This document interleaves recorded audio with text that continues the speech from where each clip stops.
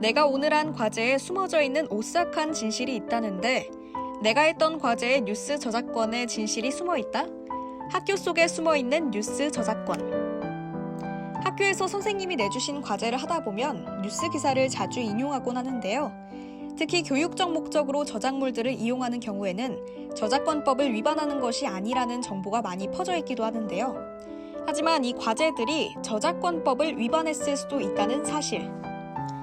유치원, 초등학교, 중학교, 고등학교 선생님들께서 학생들을 위해서 교육 목적으로 뉴스 저작권을 인용한 경우 과연 뉴스 저작권법 위반일까요?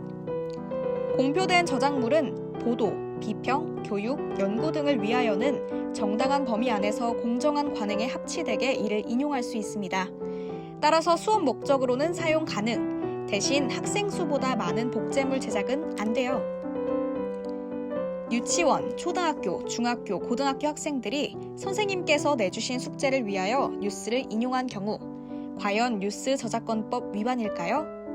제25조 2항 특별법에 따라 설립되었거나 유아교육법, 초중등교육법, 고등교육법에 따른 학교, 그 수업 또는 지원 목적상 필요하다고 인정되는 경우에는 공표된 저작물의 일부분을 복제, 배포, 공연, 전시 또는 공중송신할 수 있습니다.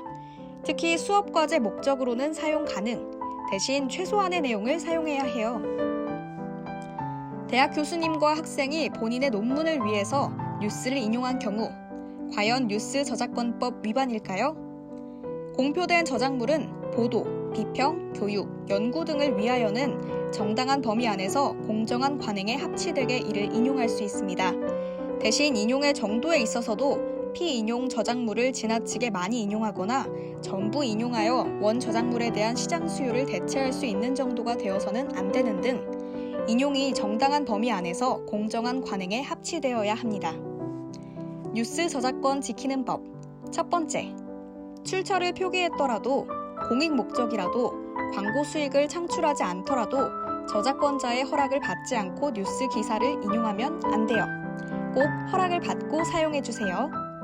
두 번째, 단순 사실을 전달하는 기사가 아닌 제작자의 사견이 들어간 기사의 일부분 혹은 전체를 캡처하여 사용하면 안 돼요.